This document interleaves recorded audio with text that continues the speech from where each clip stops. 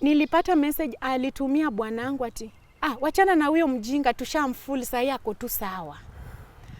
Na jana hiyo kitu, sasa jana sini Wednesday wenye waliniachia mtoto wameenda. Hiyo jana ulinisugua vizuri. No.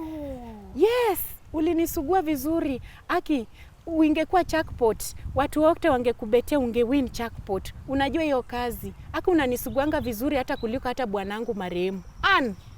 Alivuruta tu rungu tu, si ni kitanda. Alishika tu hivi mkono hivi.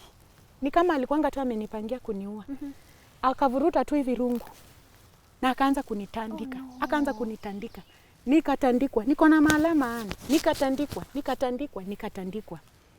Sasa ikafika, sasa hiyo unajua nimekonda mimi ni mfupa.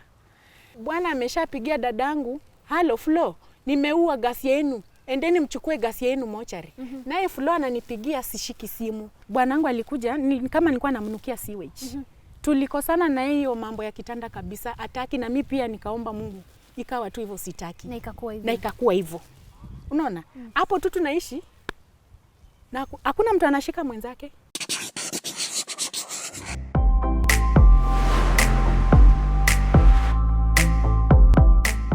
Hello Tuko family and welcome to today's episode of Tuko Talks. My name is Anya Thira and today I am joined by a lady who is going to be sharing her story. Now I want you to imagine this. You support your best friend when she's going through the worst and she betrays you by having an affair with your husband. My name is Anya Thira. Karibu sana Tuko Talks. Unaendeleaje? Niko salama labda wewe. Hata mimi niko salama kabisa. Thank you so much for coming. Thank you. Umetake your time, umekuja hapa and sitting next to me and sharing your story with the world. Thank you so much. And I keep on saying this, siwezi fanya a better job at introducing you or telling the world about you. So kindly introduce yourself. My name is Caroline Asiko Swaka. I come from Western. Yeah, and I'm proud to be here. Yeah. Na najua Caro, Kenyans will want to know, or our audience in diaspora wenye wako nje ya Kenya, who is Caro, anafanya nini, mimi ni mama watoto wangapi? Kindly tueleze about that. Mimi ni mama wa watoto watatu. Mimi nilizaliwa huko Western, mahali panaitwa Huisero. Mimi nilikuwa mtoto mkubwa kwa nyumba yetu na tulikuwa watoto 8. So nilisoma mpaka form 2. Babangu alikufa nikiwa form 1. Nikasoma form 2 term 1 na nika break kwa sababu sikuwa na school fees. Nilitoka nyumbani nikakuja hapa Nairobi kukaa na aunti yangu kwa side za satellite. Aunti yangu alinichukua kwa sababu alikuwa mjamzito, akaongea na mamangu nije Nairobi nimsaidie kwa huo muda. Then when nilifika pale nikaona hapana, juu saa hiyo mamangu, baba yetu alituacha tukiwa watoto 8. Mamangu ni ule mtu wa kuhustle, yani hana kazi ile yenye inaweza simamia peke yake kulea watoto. Nikaona ni vizuri nitafute kazi ya nyumba ili niweze kusaidia mamangu kulea wadogo wangu. So nilifanya hivyo. Nikakuja nikapata, saa hiyo nilikuwa na 15 years. Nikakuja nikaandikwa na mama moja anafanya kazi hapo Sitam, anaitwa Teacher Nelias Mrioki. Alinichukua akaniweka kwa nyumba yake na alikuwa mama mzuri sana kwa sababu alinilea kama mtoto wake. Mama Jo akaniambia, "Caro, you are still so young na umekuwa msichana mzuri sana." Sasa Mama Jo ni huyu Teacher Nelias. Na watoto venye wanataka kwenda shule naweza omba ni kutafutie maybe course ufanye ama ni kurudishe shule. Na mimi hapo kusema ukweli nilikuwa bado niko mdogo, sijui kudecide. Ulikuwa 15. Nilikuwa mdogo. So katika hali nikiishi na huyu teacher nilipatana na kijana ambapo sitasema jina yake kwa kanisa mahali nilikuwa nashiriki. Alikuwa how old? Yeye wakati huo mimi nikiwa 17, yeye alikuwa tunashindania kama 6 years, ananishindia 6 years hivi, alikuwa kitu 26 hapo. Kwa hivyo alikuwa mtu machua. Yeah. So sasa saa hiyo tulikuwa tuna meet naye Sundays nikiwa off. Nikienda off na meet na kijana. Tukakaa naye, saa tulipendana zaidi, nikampenda, akanipenda. So nikaona nimekaa na huyu Teacher Nelia sana, wacha tu nimwambie ukweli. Mama Joy, mimi nimepatana na mtu na naweza omba akuje umuone. Naye mama alikuwa mama mzuri, akaniambia wacha basi tumwalike akuje kwa hii nyumba, akikuchukua ajue mimi ni mama yako. Kijana alipokuja wakaongea, yeye akaenda. So mimi nilibaki na mama Teacher Nelias, akaniambia Karo, mimi hata kama umependa huyu kijana, mi roho yangu ijampenda. Kitu ungefanya kwanza ungetulia. Na mimi katika ile hali ya mapenzi singeweza kuvumilia. Nikaambia tu Teacher ni sawa, acha niende nijaribu. So mi kurudi the other side, nikaambia kijana, unajua mamangu mwenaishi na yeye anataka kunipeleka shule ama kuna course yenye anataka kunipatia nifanye. Kijana akasema usijali Karo, nitakufundisha, nitakupeleka course. Si unaenda tu kwa nyumba, nataka kukushughulikia, wewe amua ni course gani unaweza tamani. Mwenyewe alikuwa anafanya kazi gani? Painter. Na mimi nilikuwa natamani sana hii kazi na catering, upishi. Hadi natamaningi hiyo course mpaka wa leo. Mimi nikaenda sasa, tukaingia tukaanza ndoa. Ndoa ndio hiyo, tukaishi, nikapata mtoto wa kwanza. Maisha tunaishi, tunakosana, tunarudiana, nikapata mtoto wa pili. Haya. Mtoto wa tukakaa ndio huyo, nimepata mtoto wa tatu sasa, huyu mdogo. Yeah. So wakati nilikuwa na mtoto wa pili, wakati nilikuwa na ujauzito wa mtoto wangu wa pili, mali kwa tunaishi, tulihama, tulikuwa naishi Kibira, mali panaitwa Bombolulu. Sasa hiyo tukahamia Kibira Katuekera, huko chini Katuekera huko. So plot yenye tulihamia, sasa hiyo nilikuwa na ujauzito wa mtoto namba 2. Ikawa nilipatana na neighbor. Pia yeye alikuwa mama tu, ana nyumba yake kama mimi. Nikapatana na neighbor, tulipendana sana. Sitataja jina yake, but tulipendana sana na nikambeba kama dadangu. Juu huko kulikuwa Wajaluo ndo wengi. Sasa kwa hiyo plot yenye tulikuwa tunaishi, tulikuwa tu Waluya wawili. So tukapendana tu kama madada. Tukaanza kusaidiana, kama ako nayo ananipea, kama ana nampatia. So hata watu wengi walikuwa juu kila mahali ukiniona mahali juu ako nyuma yangu. So hata watu walikuwa wanasema, unaona ule msichana mrefu na mfupi, juu alikuwa mfupi. Unasema ule Karo msichana mrefu ule anatembeanga na mfupi hivyo.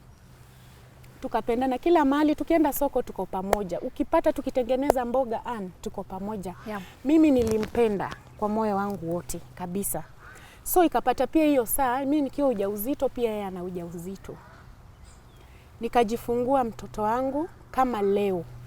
Na yeye kesho akajifungua mtoto wake.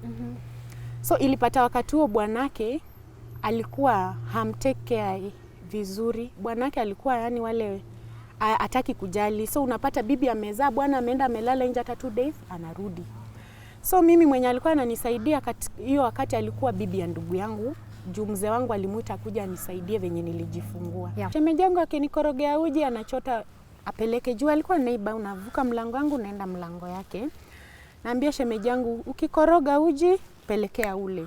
Maji ya kuoga chemsha pia yao aoge. Hivyo tu, yani tulisaidiana, tulikaa kama madada by the way. Ikawa hivyo.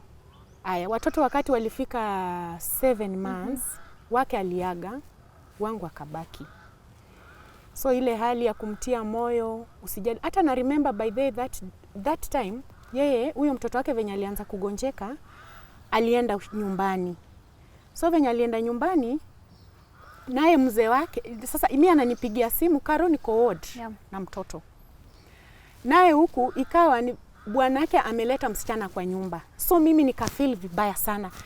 Nikaenda nikagonga mlango. Nikamuuliza, fulani, bibi yako ako ward ushagona mtoto. Wewe umeleta mwanamke kwa nyumba unaenjoy. Huna haya? Hiyo siku mzee alikuwa already ashaletea msichana sasa soda kubwa hivi. Msichana anakunywa. Lakini hiyo soda huyo msichana hakumaliza. Nilileta shida kwa hiyo plot, yani I feel that pain. Unaona, niko hospitali na mtoto kwa ward. Na my husband anaenjoy na msichana mwingine. Hiyo kitu iliniumiza sana. That's why niligonga mlango. So venye nilianza kushout, my neighbor pia wakakuja wakasema unafanya vibaya, msichana akatoka, akaenda. So sikutaka kuambia rafiki yangu nyumbani ati bwanaka amefanya hivi because ningemuongeza stress juu ya ingine. Mimi nilinyamaza, but nikaambia bwanake, by the way what you are doing is not good at all. It is bad. Unaona? Sa kidogo sasa after me kuleta hiyo kelele, kesho yake napigiwa msimu, mtoto ameaga tena. Mzee akajipanga akaenda nyumbani, wakazika mtoto. Akarudi, mimi nikamwambia usijali, Mungu atakufanya nini? Atakupatia mtoto mwingine. Tukaendelea, tuko best friend, tunasaidiana hivyo tu, and we are just together.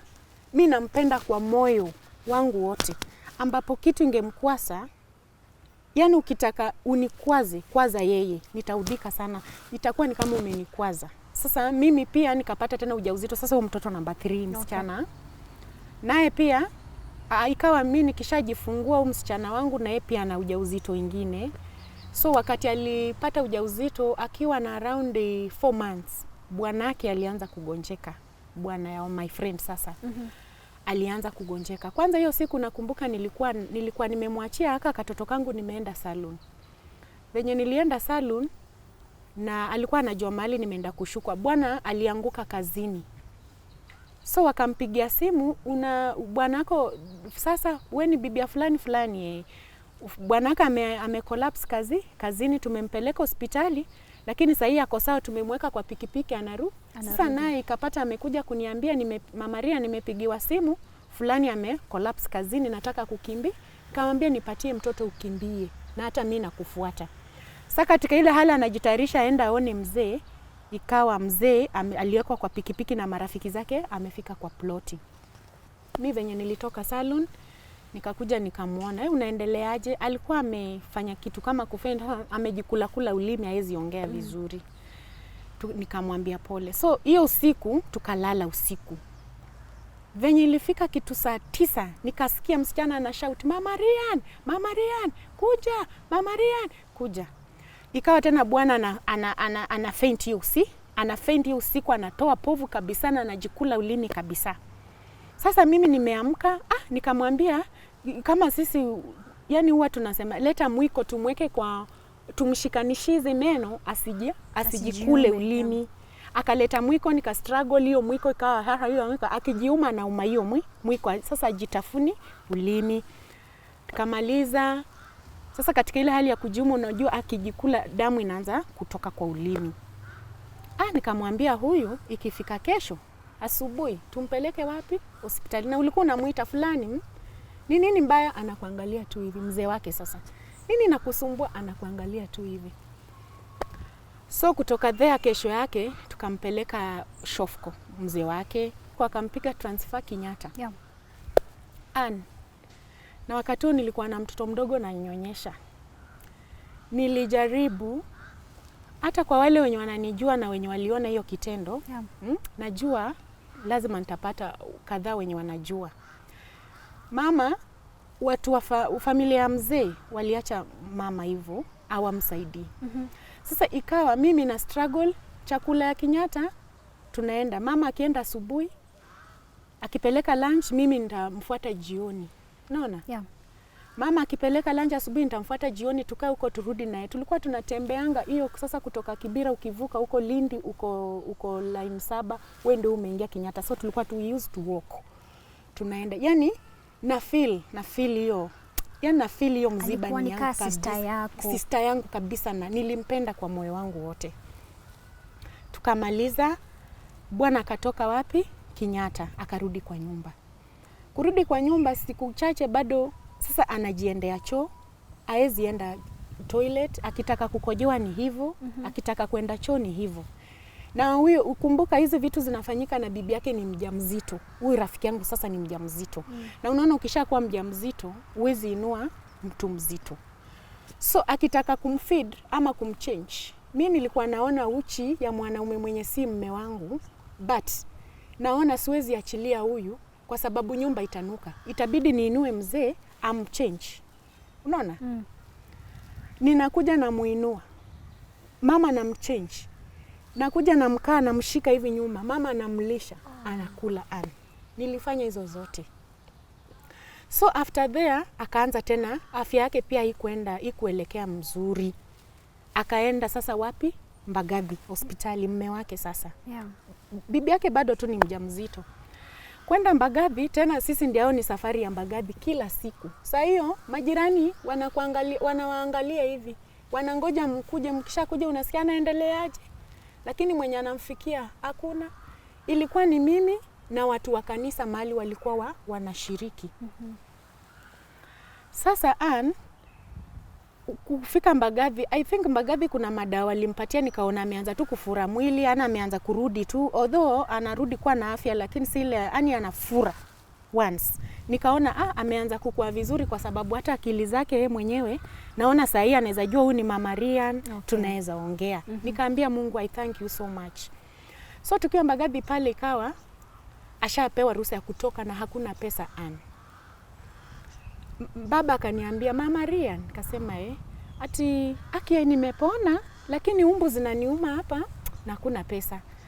Utanisaidia aje? Hiyo kitu nikaanza kuuliza, why me? Yeah. Kwa nini tu ana choose mimi ndio nimsaidie? Nilikuwa na shemeji yangu huko Kibera, alikuwa na deal na hizi vyama, yeye ni mtu wa vyama. Nilienda mpaka kwa shemeji yangu nikamwambia, Adhiambo, tafadhali shemeji, enda tu kwa chama nichukulie 1000 ngapi? 15. Nitakurudishia. Akaniuliza pesa ni za nini? Nikamwambia huyu mzee wa fulani wanataka pesa, but mimi najua venye nitakurudishia. Akaniambia, na sasa chama lazima uonyeshane kitu yenye unaonyeshana kwanza, then unapewa pesa. Nikamwambia nikishindwa kulipa mtakuja kubeba all unit yenye iko kwa nyumba yangu na TV. Najua itakuwa imetosha hizo pesa. Nimejicommit na hizo vitu, si mimi nimenunua. Mume wangu alinunua. Lakini nimejitokeza tu, yani nisaidiwe. Unaelewa? Hata kama atakuja kubeba najua mimi ndo nitakuwa na shida, nimekubali. Akasema ni sawa, kuja saa 8. Kurudi saa 8, shemeji yangu alibeba 1000 ngapi? 15, akaniwekea hapa. Sasa mimi hizo process za kwenda kukilia nini singeweza, nikaambia msichana tutafute pasta wao. Sasa pasta wao ndiye alienda akaanza kukilia hizo vitu. Tukarudi na huyu bwana akatoka Mbagathi akarudi kwa nyumba. Sasa hiyo bibi yake ni mjamzito tu, tunaendelea. Na nilikuanga napika, mimi nakuanga best kwa kupika chapati. Sasa huyo baba alikuanga kila sana ambia bibi yake, ambia Mama Ryan apike chapati na maragwe. Alikuanga nikipika chapati akikula na maragwe anafurahi sana. Yaani kila saa tu akiambia Mama Ryan apike tu chapati na maragwe. Najikakamua na kanda, hata kama ni chapati tu 3 nimpatie akula atosheke, juu nilifurahia mtu mwenye hajakuwa akikula basi yeye anakula. Sasa hata mimi akikula hivyo ananipea, anafanya nasikia mzuri. Yeah. Bwana aliniita tu akaniambia, Mama Ryan, na kuombea Mungu akubariki, utoke Kibira kwa matope. Uende uishi kwa gorofa, uonange watu wakipita. Nikasema asanti, Mungu ashasikia. Akarudi akaniambia, na wewe uko tu, sijaiona jirani kama wewe. Umenisaidia kuliko hata dadangu mimi mwenyewe. Mungu afanye nini? Akubariki. Na sasa hii nimepona. Kuna kitu nataka nikununulie, utaniambia tu kitu yenye unataka tu, ile nikikununulia roho yako itafurahi, yenye tu utakuwa unaiona unanikumbuka mahali popote Nikamwambia ni sawa, wewe kitu ya maana, wewe recover, acha mimi niende nikupikie tena hizo chapati zako 2 ukule, na ukipona tu ukipata nguvu anza kwenda kazi. Alikuwa anafanya mechanic makina pale. Enda kazi, then utanibaia tu hiyo kitu, hiyo gift yako, hata mimi ndio na ngoja.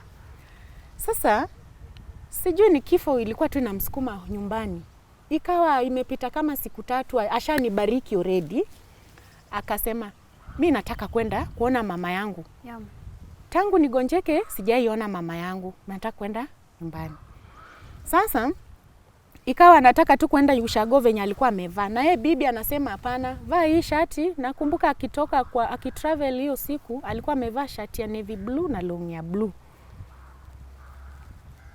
Light blue na long ya navy blue. Sasa bibi sasa ananiita, sasa ona Mama Ryan, huyu ananiambia nivae, navaa nini? Kamwambia hapana, unaenda ushago lazima uende ukiwa smart. Yeye bibi ako tu sawa, wewe vaa hii nguo uende ukiwa nini? Smart. Unaona? Akavaa hizo nguo, tukampandisha gari Olympic.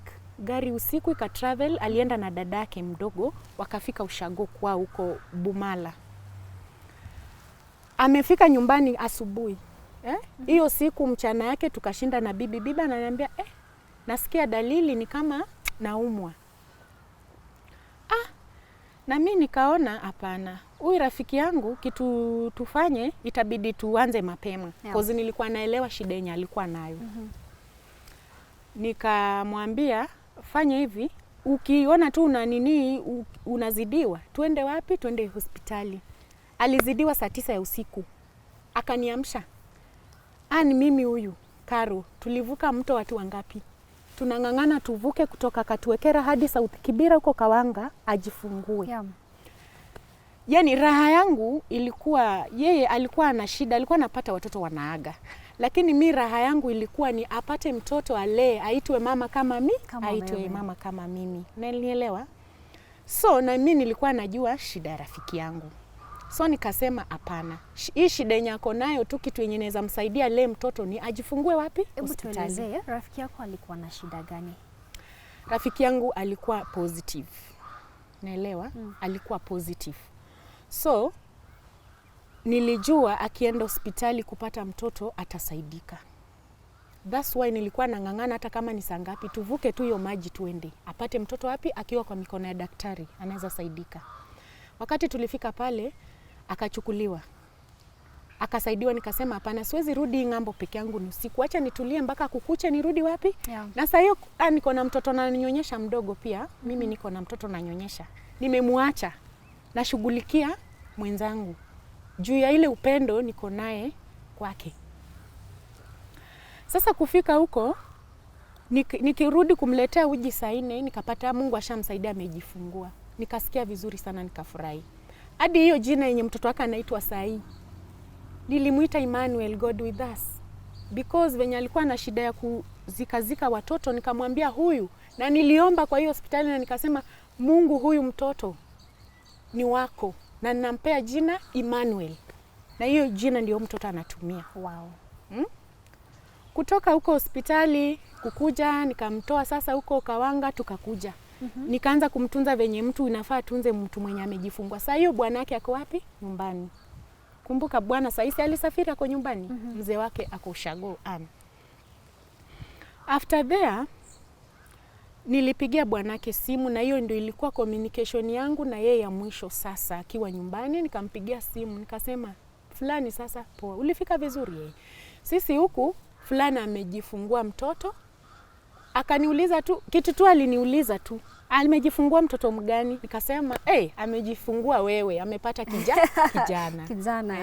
Akafurahi akasema mama Rian, asante, Mungu afanye nini? Akubariki. Akaniambia hata mimi nakuja after 2 days, napanda gari narudi wapi? Nairobi. Nikamwambia tunakungoja. Akuja aone familia yake. Akuja aone sasa familia yake. Yaani nilikuwa nafurahia sana.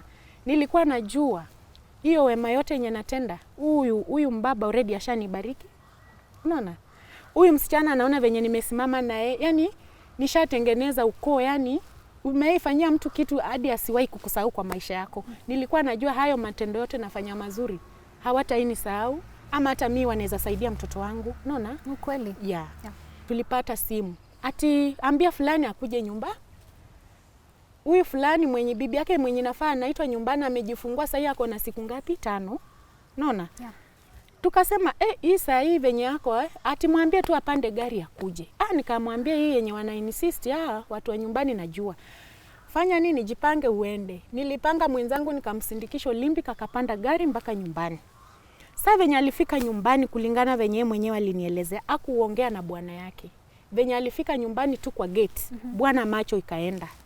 Unaona? Sa kidogo bwana ameenda. Mzee hakuona hata mtoto. Mzee hakuongea hata na bibi yake. Unaona? Alienda hivyo. Sasa venye aliaga, mimi msichana ananipigia simu, nasikia watu wanalia, roho yangu ikashtuka. Juu nikasema hizi simu zenye tumeshinda tukipigiwa, kuna kitu imefanyika Roho yangu nikawa muoga, nikashtuka. Nikasema juu hatukuelewana vizuri, juu pia analia. Nikampiga simu. Akaniambia tu fulana ameenda. Niliisha nguvu pia mwenyewe, nikaanza kulia. Ile kulia sasa yenye nililia ndio ilileta majirani, ni nini mama fulani? Nikamwambia mtu fulana ameenda ametuacha. Unaona, ikawa kila mtu anastuka. Yeah. Sasa nyumbani si ndio wanapanga mazishi, walimpeleka mochari kitu kama 1 week. Na mimi huku nikasema, by the way sina pesa. Wacha nichukue picha ya huyu mjamaa, juu alikuwa amejuana, amejulikana. Nitembeze kwa marafiki, kwa kanisa nikichanga. Nilichanga 8,000. Kwa sababu then ulikuwa unajua huyu rafiki yako atanidu usaidizi wako. Yes, na tena nilijua yeye labda ako na wageni pia, anaweza kuja wageni wafanye nini? Wamsaidie. Na by that time my husband alikuwa kazi Kisumu. Nikampigia simu nikamwambia fulani ametuacha. Akaniambia najua hiyo huwezi kosa kwenda. Wacha ning'ang'ane nikutafutie fare nikutumie ukuje matanga. Basi sasa mimi niko Kisumu, nitatoka tu Kisumu nikikuja hiyo matanga. Nikamwambia ni sawa nikapanga safari nikaenda Ushago. Kwenda Ushago ikaonekana sasa mjamaa yeye hakuwa anaelewana na brothers wake, ndio maana walimwachilia. Unaona? Okay. So hata bibi yake mwenyewe venye alisimama kuongea, alisema mwenye amesimama na mimi kama dada ni Mama Rian. Huyu ndio amekuwa akijua venye mzee wangu anaendelea ama nini. Na mimi pia nikasimama nikasema ukweli, mimi nilijua fulana alikuwa jirani yangu, alikuwa jirani mzuri na ilikuwa hivi na hivi na hivi na imefika hivi na hivi. Unaona? Mimi nilikuwa nimeolewa na Mjaluo. Sasa hapo Bomala ilikuwa karibu na kwangu. So nikaona venye nimezikana, wacha niende kwangu nilale. Alafu sasa nipange safari ya kurudi wapi? Nairobi. Na wakati huo nilikuwa nafanya kazi Kenya High School. Nilikuwa cleaner wa Kenya High. Kurudi Nairobi, kwenda kwangu nikalala. Sasa si ile utaambia watu, nimekujia kwa matanga, kuna rafiki yangu bwana yake alikufa, tumetoka kuzika hapo Bomala. Nikaona nifike kwa boma niwasalimie ndio niende. Mimi nikarudi Nairobi.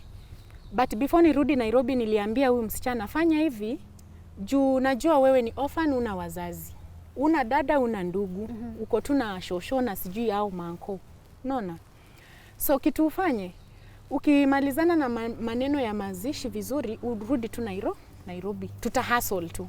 Cause naelewa una mtoto mdogo na mazingira sioni kama ni mzuri kwako. Akaniambia na sasa nitaishi aje? Nikamuuliza bwanaka amekuwa mgonjwa for 8 months or 7 months. Yeah. Na umekuwa ukikula na unalala. So, yes. Wewe tutafanya hivi, wacha niende niongee, niko na sistangu anaitwa Florence. Niende niongee na Flo. Juu rent yake kwa pesa mingi, ilikuwa 1000 rent ya rafiki yangu. Flo atakuwa nakulipia rent. Mimi naye nafanya nini? Na provide food. So mimi sijui kuliendaje, ama ile katika hali ya kuprovide food na kumuvisha na kufanya kila kitu, sijui kama alikuwa anafikiria my husband ananipatia pesa ya kufanya hizo. Hapana. Mimi nilikuwa hustler. Nilikuwa na hustle Kenya High. Nikipata hizi vibarua Sunday naenda nafua. Juu uwezi ambia bwanako ati sasa umenipea 1500 nitumie, haitatosha juu tumeongeza familia nyingine. Bwana anaweza kukuuliza kwani nimeoa wanawake wangapi kwa hii nyumba, utamjibu aje? Basi sasa unataka mwenzako mtosheleshe, utajaribu njia zote kutafuta ili umsaidie because roho yako uko willing kumsaidia. Yeah. Si ndio? Yeah. Ikaenda hivyo, alipozika bwanake alirudi Nairobi. Venye alirudi Nairobi, nikamwambia so wewe kitu utakuwa unafanya uniangaliange tu mtoto mdogo huyu wangu msichana, na mimi naenda hustling kama kawaida. Nilikuanga nikipata salary Kenya High. Kuna hii pampers yenye nabebanga 43 pieces. Na make sure kwa mshahara wangu nimenunua hiyo pampers, nimenunua sabuni ya mtoto, nimenunua kila kitu, chakula siniku kwangu tu. Unaona? Namwambia chukua 500 nunua credit. Because yani najua yani nataka a feel akuwe comfortable, akae kama watu wengine. Najua kuna family. Yes. Unaelewa? Yeah. Najue kuna watu wenye wanampenda. Nilifanya hizo zote. Lakini before niendelee, kuna kitu naweza taka kuambia wanawake. Okay. Ladies, please. Fanyia mtu kitu yenye unajua hata we ukifanyiwa utafurahia. Na ukiwa mwanamke uko hapo nje na una ndoa yako be very careful na mtu unamweka karibu na wewe. Hakuna kitu mbaya kama mwanaume kukuhanya na rafiki yako. I come to realize because bwanangu ndiye alikuwa anahanya na wasichana nje wenye hawanijui. Ulikuwa unajua? Nilikuwa najua anahanya but unaona ana provide. Unaona? Lakini wakati mume wangu alianza kuhanya na my friend huyu mwenye nilisaidia, it was very bad. Hebu tuelezee, ulikujaje kujua bwanako alikuwa na affair na your best friend? Kitu ilifanya nijue, changes zilianza kwa nyumba. Sasa si after msichana rafiki yangu ametoka nyumbani tunaishi na yeye. Changes zilianza sana kwa mme zilianza. Nikaanza kuona bwana ana feelings na mimi, kwa kitanda hashughuliki. Ukijaribu kumguza anachukua mkono wako anarusha huko. So nikakaa chini nikasema, Mungu, nitaishi maisha mpaka lini? So I prayed. I said, God please, kama ni hamu ya mwili tu, niondolee tu nikae tu kawaida. Mungu alinifanyia hivyo, sikuwa na feelings pia mimi na yeye. Sasa ikawa tuko kwa hiyo nyumba tunaishi tu kama dada na ndugu. So unajua sasa hizi changes zinafanyika, mimi sijui what is happening. Basi sasa nikiona shida kwa nyumba yangu I share with my friend. Na sijui yeye ndiye anasababisha hizo zote. So matanga ilifanya, na wakati huo katika ile hali ya kupitia maisha ngumu ya ndoa, nilikuwa nimekonda. Nilikuwa mrefu times 3. Ukipaka mafuta ngozi yako haishiki, umeshinda umeparara. Uwezi hata smile, una amani, una furaha. Tukiwa kazini, tuseme tuko kazini kwa kikundi huko Kenya High School, tukishafanya kazi.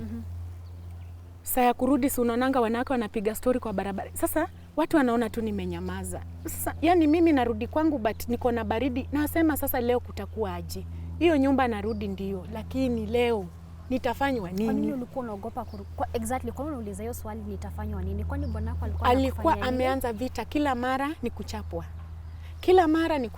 Mimi nikachapwa, nikachoka, nikaita familia ya bwana na yangu. Tukakaa chini. Anti yangu na kulikuwa anti yangu, shemeji yangu na kuna mzee hapo anatoka kwa kina. Nikaeleza, anti yangu akamuuliza, sasa hata ukichapa ukimchapa uta nini kitu ufanye, kama umechoka na msichana wangu nirudishie msichana wangu. Unaona, kuchapa si solution. Mimi yani nimeanza kupitia vitu ngumu. Sasa uzuri tu shosho ya kijana aliaga ushago tena. Ikabidi niende matanga, tukaenda. Sasa katika ile hali matanga watu wanapika, ushago kulikuwa na kazi ni wa mzee walikuwa ndani kwa jikoni, wanapika, mimi napikia nje, na mimi ni Mluya, bwanangu alikuwa Mjaluo. Sasa wakaanza kunidiscuss kwa Kijaluo, wakajua sisikii. Hawakujua nimeanza kushika lugha. Unaona? Hadi hiyo kwenda hiyo matanga, roho yangu ilikuwa inakataa nisiende, roho yangu inasema enda, but hiyo kwenda kwangu matanga nyumbani, Mungu alikuwa anataka kunifungulia. Sasa kwenda huko ninasikia tu anaongea. Sasa mwenzake aliuliza, na huyu Karo, Karo hana nguvu, Karo amekonda na kama mnyonge, shida ya Karo ni nini? Ana furaha venye anakuanga. Na mwenzake akajibu, ukijua kitu yenye bwana Karo fulana anafanyia Karo, huwezi amini. Naye huyo akalikuwa anamfanyianga nini? Unaona, mimi najifanya tunapika tu. Hao naendelea tu na story. Lakini unasikia kila kitu. Nasikia? Ati unaona unakumbuka wakati mwingine Kara alipitia hapa kwa boma akatuambia ametoka mazishi kwa bwana rafiki yake, ati yeye. Unajua huyo rafiki yake anachukuanga bwana yake. Na Karo hajui. Nikasikia tumbo. So nikajipea nguvu nikasema hapana. Bwanangu hawezi fanya hivi. Ule rafiki mwenye unajua ako positive. Yes. Nikasema hapana. Kitu ya kwanza mzee wangu anajua rafiki yangu ako positive. Unaona? Kitu ya pili huyu msichana hawezi nifanyia hivyo. Juu mimi naona tunapendana, hawezi nifanyia hivyo. So nikasema hii lazima niulize. Nikaendea sasa mwenye alikuwa anaongea, nikamwambia kuna kitu nimesikia mkiongea, kwani kunaendaje? Ati hapana, hatujasema. Nikamwambia hapana, nimesikia, niambie tu. Akafungua roho, akaniambia tunakupenda sana Karo. Na wewe ni kama dota wangu. Juu alikuwa mkubwa kwa umri kunishinda, ama wewe ni dadangu mdogo, nitakwambia tu kweli. Unaona, ukirudi Nairobi, chunguza bwanako na huyo rafiki ya, kwa sababu mimi already nishaongea mpaka na msichana wakiwa hoteli. Na to make it was, ile hoteli yenye bwanangu alikuwa anapeleka rafiki yangu, kuna wakati mwingine wakati tulikuwa tunaishi vizuri, alikuwa ananiambia, Karo, tairisha watoto kuja hapa Carolina for Kibera. Kuna hospitali nyingine iko hapo karibu na Olympic, inaitwa Carolina for Kibera. So opposite yake kulikuwa na mali, kuna kachipo hivi na tusoda. Alikuwa anasema pandisha watoto juu na watairisha, tunapanda. Hadi napanda na huyu rafiki yangu juu siwezi mwacha kwa nyumba na mzee ananiita out. Yeah. Namwambia Oga tuende. Wow. Tulikuwa tunaenda out wote. Siwezi mwacha. Unapata tunanunuliwa hapo chipo na soda, tunakunywa, tunarudi kwa nyumba. Sasa hiyo the same hotel yenye bwanangu ananipelekanga Na watoto. Ndio the same hotel alirudi sasa kupelekanga huyu peke yake. Unaona? Wachana tu na Mungu. Mi ujiangalia hivi nasema thank you God. Yeah. Because you have purpose for everybody. So after there sasa nishaambiwa hapo nini inaendelea. Nikaambiwa, niliuliza bwana karuka, siwezi fanya hivyo. Kumbe na communicate na mzee, tuko wote nyumbani kwa hiyo matanga. Kwa nini unaweza fanya hivi? Na unajua fulana kwa hivi na hivi. Na unaona tuko na watoto tunalea. Mzee ananiruka. Kumbe venye tunaongea anapigia madam. Madam unajua huyu ashajua hivi kwa hivi na hii. Nikipigia madam, naye madam anarudishia mzee, amenipigia hata ameniuliza hivi. Sasa unajua wana communicate hapo kwa hewa. Sasa venye nilitoka nyumbani nikarudisha tu ile moods zangu tuliitana mimi na yeye tukaulizana, hiyo story kaisha. Yeah. Tuliitana mimi, mzee na msichana. Basi sasa msichana tukaongea kwa nyumba, msichana akasema, Karo, siwezi kufanyia kitu kama hiyo. Umekuwa kama dada yangu wallahi. Siwezi hata Mungu ana hapa mpaka mbele ya Mungu analia. Na anafanya. Sasa nikamwambia hiyo naye imeisha tu hivyo. So nikarudisha tu moods ya kawaida.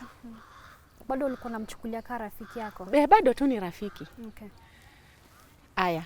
So nakumbuka kuna wakati sasa venye alijua kuna venye nimesense, aliambia bwanangu, mimi bwana kama hayuko naletanga mwanaume kwa nyumba. So mimi nikiwa kazi Kenya Hai, ilikuwa kitu saa 5 tulikuwa tunafanya ukilina, then tunapewa chai kitu saa 5. Sasa umekaa group as a cleaners. Nikaona simu, nikapata ni mzee wangu. Nikasema halo. Ati Karo, unafikirianga sijui maneno yenye unafanyanga kama siko? Nikamuuliza maneno gani? Ati unafikiria sijui unaletanga mwanaume kwa nyumba kama siko? Nikacheka. Cause niko kwa watu. Sitaki hawa cleaners wenzangu wajue issue yenye niko nayo kwa nyumba yangu. Unaona? Nikacheka tu, nikakata simu. Unaona? So it was like tulikuwa tunaishi single room. Na niko na watoto wangapi? Kijana wangu sasa mkubwa ni mkubwa saa hiyo. Hata kama we ni malaya ama we ni mtu aina gani, unaweza chukua mwanaume ulete kwa nyumba ya bwana yako. Single room na watoto wako. Unaweza chukua umlete.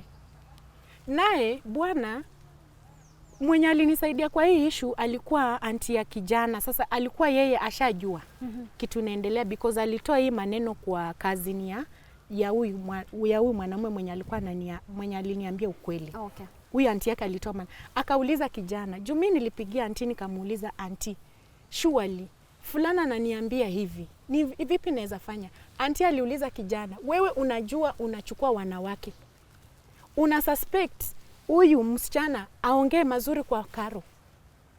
Una suspect hivyo? Obvious. Best friend yako. Yes. Obvious, huyo mwenye unachukua lazima aongelee Karo vibaya ndio akuwin over Karo. So mimi kitu yenye naweza kukuambia mtoto wa ndugu yangu, hiyo tabia yenye uko naye achana nayo. Unasikia? Huyu auntie ndiye alinisave. Ndio sasa I think bwana akarudi akasema, na tena auntie before sema hivyo ilikuwa sasa before auntie amuelezee hivyo ndio bwana ajirudie kwa akili yake aseme yenyewe. Bwanangu alitoka tu kazi tu hivi. Akaniambia, nikampatia kwanza, nilibeba maji nikapeleka kwa bafu akaoga. Nikampatia chakula akakula. Mimi nikarudi kwa kitanda nikalala. Juu aliingia kitu saa 4. Na mimi nilikuwa nalala mapema juu inafaa niamke saa 10 nitayarishe watoto niende Kenya Hai. Yeah. Unaona? Nikarudi kwa kilala. Akishakula ameshiba amepata nguvu. Akaniita, Karo. Akasema hebu kuja ukae hapa. Nikatoka tu kwa kitanda nikakaa. Ati kwa nini nilikupigia simu mchana na ukacheka? Nikamwambia nilicheka kwa sababu hiyo swali yenye uliniuliza singeanza kujiexplain mbele ya watu na nilikuwa kwa watu. Yeah. Sasa hiyo swali naomba uniulize saa hii. Hakuna swali aliniuliza juu ya hiyo. Alivuruta tu rungu tu, si ni kitanda. Alishika tu hivi mkono hivi. Ni kama alikuanga tu amenipangia kuniua. Akavuruta tu hivi rungu. Na akaanza kunitandika. Akaanza kunitandika. nikatandikwa, niko na maalama nikatandikwa. Sasa ikafika sasa hiyo, unajua nimekonda mimi ni mfupa. Nikafika usiku, maumivu imezidi Ann. Nikaenda hapo nje kwa chemistry yetu. Huyu mtu akasema na isikue police case. Mimi sitaki mniweke kwa police case. Akanidunga shindano, akanipea mapenikila na dawa ya kupaka. Yeah. Nikaenda nikagongea my friend anipake dawa. Yule rafiki tu. Rafiki yangu tu. Na sijui yeye ndiye anafanya napigwa. Sasa hizo hauko unajua? Nimejua, lakini sasa si mimi nimeachana tu nayo. Unaona? But nafanya uchunguzi na hao wenyewe hawajui. Wao wanajua niko sawa. Okay. Nimerudisha tu moods na cheka, kila kitu iko tu sawa. So then haukuwa na evidence wako pamoja. Yes, ni kusikia umesikia, hujapata. Sasa akanipaka dawa. Sasa anapaka akisema na huyu babaria na si angekuua haki. Ananipaka dawa, natoa nguo. Na karo hii ni mfupa, hii mfupa yote imefura. Ananipaka dawa. And it is very bad. Yani sometimes nakanga chini nikianza kufikiria maneno yenye huyu msichana alinifanyia, naanza kusema by those time I was stupid. Yani yeye alikuwa ananiona I'm stupid, but God, Mungu alikuwa anasema mtoto wangu, hata kama uko stupid, just be stupid for now. But siku inakuja, utajua ukweli. Yeah. Ashanipaka dawa, nimerudi. Sasa hiyo kazi siwezi enda Kenya Hai. Nimepigwa mikono hazijiwezi. Nikapiga simu nikasema mimi ni mgonjwa, sitaweza kukuja. Naona? Ikapita hivyo. Sasa nakumbuka it was on Wednesday. Msichana alikuanga amezoea tabia, nikitoka kazi, Mama Ria niangalilie mtoto kidogo, nakuja nafika hapa juu nione mtu mwenye anaenda kuona ni my husband. Mimi wameniachia mtoto wake, nakaa na bembeleza, yani nikuwe busy kwa nyumba, hata nisitoke niwafuate ama nini. Niko busy kwa nyumba na mlelea mtoto. Yeye ameenda lodging. Yeah, on the other side ako lodging na bwana. Yes, na bwana yangu. Mimi hakuna kitu sijaona sweetie. Nimeona na nimepitia. Unaona? Mimi nabembeleza mtoto, mtu anaenjoy na mzee. Ulijuaje wako lodging? Sasa ilikuwa hivi, hiyo siku nimeachiwa mtoto, alikuwa amezoea hiyo tabia kuniachanga mtoto. Sasa yeye hakujua nachunguza. Unaona? So kuna siku moja, hiyo hoteli yenye nakwambia nilikuwa napelekwa. Roho yangu ilisema tu jipeleke hapo kunywe soda. Nikaenda tu peke yangu. Sasa hao mawaita wananijua, akasema, mrembo, umepotea siku hizi, hatukuonangi bwana. Tunaonanga tu hapa mzee na ule sister yako mwenye mlikuwa mnakuja naye hapa, ule mfupi. Na already nachunguza tu, nikasema nilikuwa nimeenda ushago. Hata naonanga tu hao ndio wanakujanga hapa peke yao. Kwa akili nikaanza kuvuta aerial sasa. Yeah. Nikaanza sasa kuvuta 1 2 3. So ilikuwa nilikata on Friday. Bwanangu alinikata na hii macho yangu on Friday. So ilipata on Wednesday. Nilikuja kama kawaida, nikaachiwa mtoto masaa ya jioni. So venye walikuwa wanatokanga wanakuja wote, si msichana anakulanga kwangu. Sasa yeye atakaa hapo kwa kiti, bwana atatangulia kae kama 20 minutes. Ngoja kidogo, unasema anakulanga kwako, alikuwa anakula kwako kila siku? Yes, mimi na provide food, dadangu analipa rent. Yes, the sister anamlipia rent. My sister ananilipia rent. Mimi na provide food. Okay. Unaona? Sasa kukula ni huku kwangu, huko kwake ni kulala tu. Nanielewa? Okay. Na although nilikuwa nimepata pesa nyingine nimempatia, akaanza kuuza tu samaki hapo nje tu njia, akatuwekera tu hapa, akaanza kuletanga hizi samaki za moshi kutoka ushago. Yes, nilimwambia usikae. Maisha mali imefika, don't sit. Akaanza kuletanga samaki hizi za moshi hizi, anauza hiyo njia, akatuwekera tu hapo nje. Nikamwambia tafutia hapo sabuni yako. Juu unaweza ona nguo mzuri, unataka kuvaa. Mimi sita afford kununua mpaka nguo. Unaona? Nilimpea pesa, akaanza kazi. Sasa hiyo Wednesday si ndio nimeachiwa mtoto. Hiyo ni Thursday nikawa yeye ajui mimi niko tu sawa, ameleta simu yake kwa nyumba yangu. Nikaingia kwa simu yake. Simu yake iko kwangu charging. Yeye ako huko kwake. Nilipata message alitumia bwanangu ati, wachana na huyo mjinga, tushamfull sasa, yako tu sawa. Na jana hiyo kitu sasa, jana si ni Wednesday wenye waliniachia mtoto wameenda. Hiyo jana ulinisugua vizuri. No. Yes, ulinisugua vizuri. Ungekuwa jackpot, watu wote wangekubetea, ungewin jackpot. Unajua hiyo kazi. Unanisuguanga vizuri hata kuliko hata bwanangu marehemu. Nikaangalia namba, nikaangalia vizuri, hii namba sinaisha na 144. Hii namba si ni ya fulani. Sasa hapo mi mwenyewe natetemeka because akili linikujia I'm already positive. Ladies outside there. Ukiona bwana wako hataki kulala na wewe, wachana na yeye. Don't force. Because mimi bwanangu alikuja kama nilikuwa namnukia sewage. Tulikosana na hiyo mambo ya kitanda kabisa, hataki, na mimi pia nikaomba Mungu. Ikawa tu hivyo, sitaki. Na ikakuwa hivyo. Unaona? Hapo tu tunaishi. Na hakuna mtu anashika mwenzake. Tunaishi tu kwa hiyo nyumba. Na ulikuwa sawa? Niko sawa. Mimi nilikuwa natosheka. Okay. Yes, niko sawa. Pesa ya chakula kama hawachi, mimi ni hustler. Atapata nimepika. Watoto wamekula. Unaona? Na hata atapata chakula. Ukimwekea ilifika mahali hakuli. Unaona? Wanaenda wanakula chips huko, yeye wanarudi. Ameshiba. Kama ni furaha ya mwili, rafiki yangu amempatia. Mimi kwangu ni kunichapa. Ile siku huyu mbaba sasa nilimuuliza, hii ni message na umetumiwa. Na umetumiwa na mtu fulani. Akaniuliza, ulikuwa unataka aje? Yes. Hata ile ati mwanaume anasema, you know I'm sorry, I love you my wife. Hakuwa na hiyo time. I will never do it again. I'll never forgive. Aliniuliza tu. Na hiyo message, mimi ndio nimetuma ama ni yeye? Nikamwambia umetumiwa na yeye. Hapo ndo vita zilianza.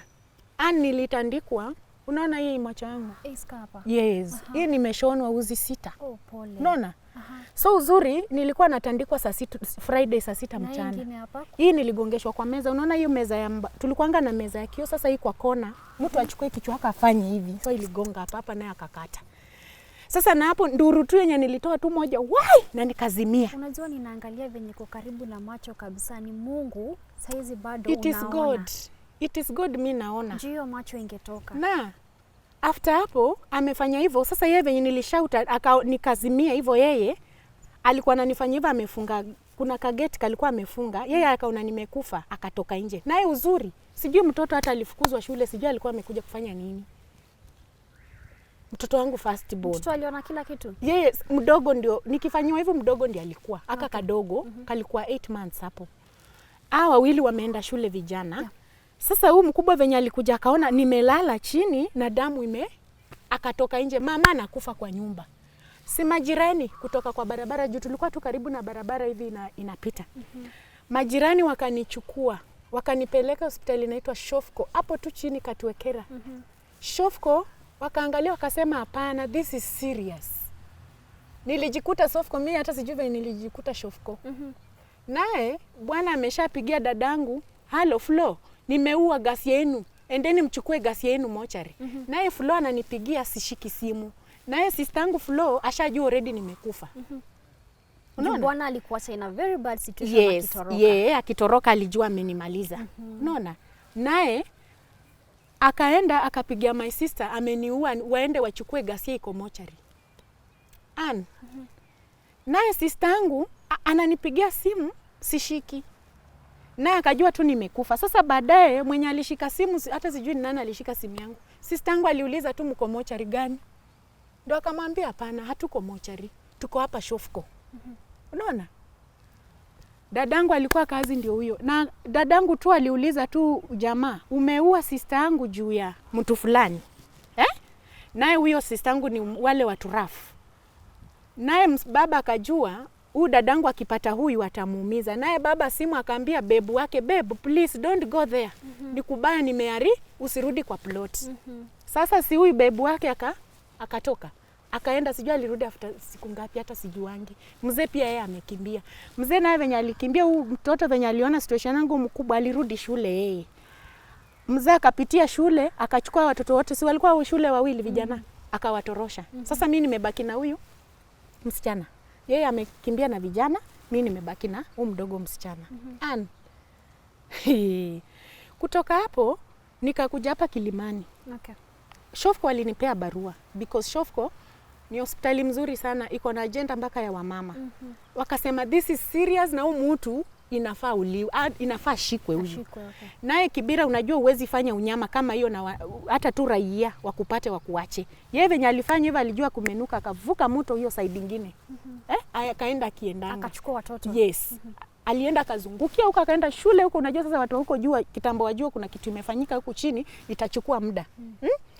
Jamaa akaenda akachukua vijana wawili, yeye ameenda, mimi niko Shofko. Kutoka Shofko amenipea barua nikuje naye wapi? Kilimani. Sister yangu ndio huyo na gari mpaka Kilimani, kaandikiwa ubii, nikatumwa inaitwa Nairobi area. Basi sasa kesho yake ilikuwa inafanya niende Nairobi area because niko na maumivu. Wakati huo nilienda nikalala Mbagathi siku 3. Unaona? Tulikuwa na hii kadi ya NHF yenye ilikuwa inatukava za family.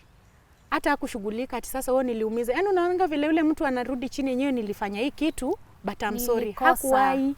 Sasa hiyo niko kwa kitanda nimeadmitiwa na ananitumia message yake hapa, sitawahi lala na wewe. Hakuna siku sikutaki. Sasa hiyo niko odd. Na wewe upendo sipende utahangaika tu mpaka hata after hizo vitu zote nimekufanyia utanibeg. Na mimi niliandika tu message nikamwambia, wacha nikwambie, Mungu wangu anaona na anaona kila kitu. Hakuna siku nitakutafuta nikupigie magoti unirudishe. Kuna huyu msichana anaitwa Catherine Kariuki, alikuwa anafanya kazi German Hospital. Na huyo msichana wakati alikuwa single, na nilikuwa nendanga kwake kumfulia Sundays tu kumfanyia usafi ya nyumba. So hakuniona for 2 weeks. So venye nilienda kwake aliniona nimefura uso na niko na uzi. Akaniuliza, Karo, what is going on? Nikamwambia, Kate, nimekatwa na my husband. Akasema, na don't tell me you are still there because of you have kids. Na yeye mwenyewe nikimwona already analia, nikamwambia hapana, siko huko, nilitoka. By the way, huyo msichana alinisaidia. Catherine Kariuki, mali tu popote yako, yani watu tu wenye, yani huyo msichana alikuwa na roho mzuri. Akasema, Karo, don't go there. Na niko na imani utalala nje. Akanipea meko. Unaona hii meko? Akanipea meko. Hii meko enda nayo.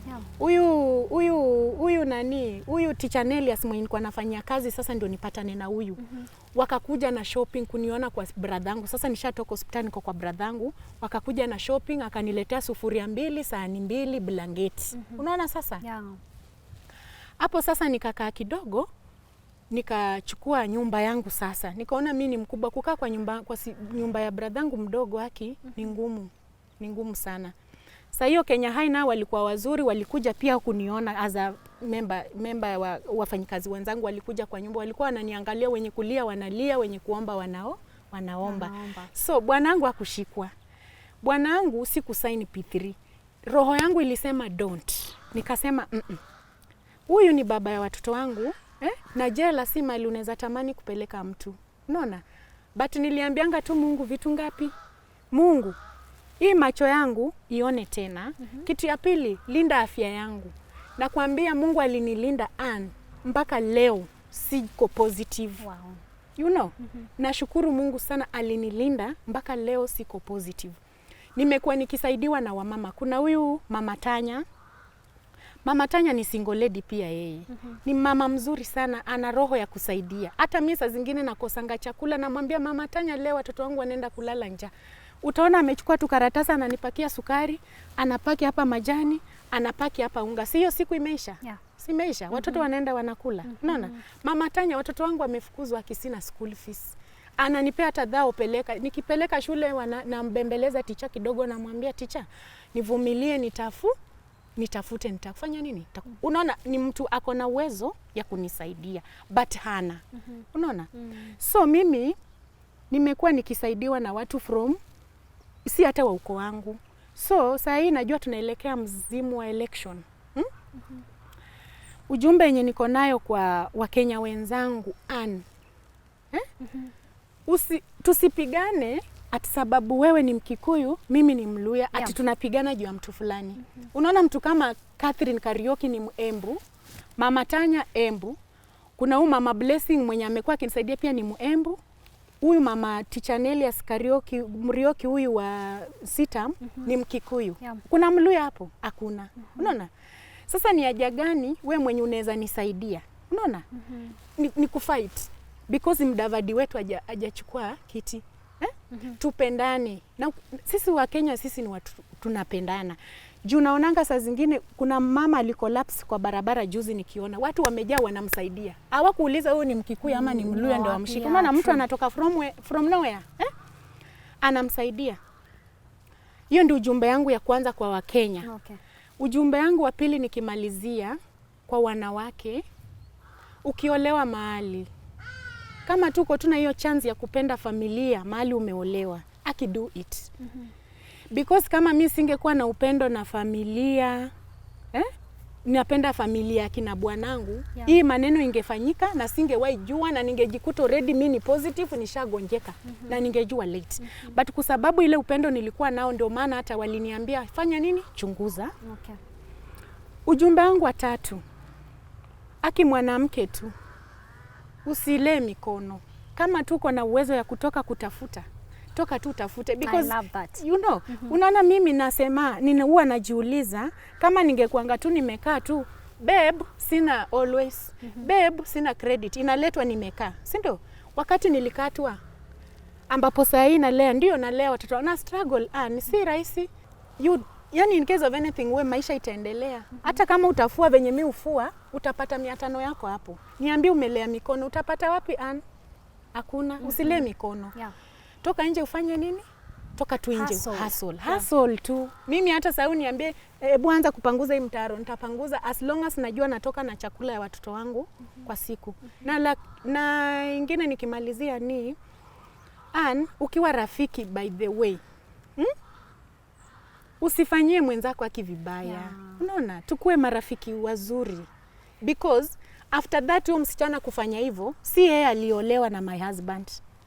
You see, aliniharibia nyumba na struggle kulea watoto peke yangu. Unaona? Napitia mashida juu yake, akaniharibia boma yenye nilikuwa nimekaa 8 years. Unaona? Because of her. Na anaharibia mimi mtu mwenyewe nimemsaidia. Unaona? Imagine Mungu afurahi. Ni kweli kabisa. Unaona? Mungu haizi furahia. Fanyia tu mwenzako juu mimi Mungu alionenyewe Karo, uko na roho ya kupenda fulani kwa roho ya dhati.